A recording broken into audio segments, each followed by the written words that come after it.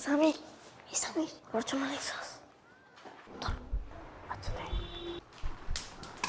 আরে কলমটা পড়ে গেছে লেখ ফুলটা লিখে ভালো এই সামির তুমি কি করতেছো দেখি এদিকে দাও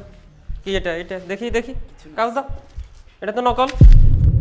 তুমি এটা কি করছো এটা তো ভালো কাজ না নকল করলে কেন তোমার আজকে পরীক্ষা দেওয়া লাগবে না যাও তোমার আব্বুকে আজকে সবকিছু ফোন দিয়ে বলবো কত বড় বেয়াদব পরীক্ষার হলের মধ্যে নকল আনে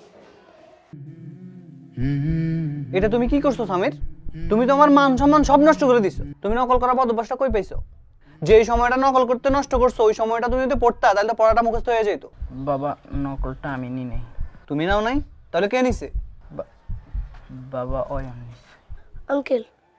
আমি সামিরকে অনেক করে বলছিলাম অয়নের সাথে না চলতে কিন্তু ও শুনেই না অয়ন ভালো ছেলে না এই জন্য এর পরীক্ষার দুরবস্থা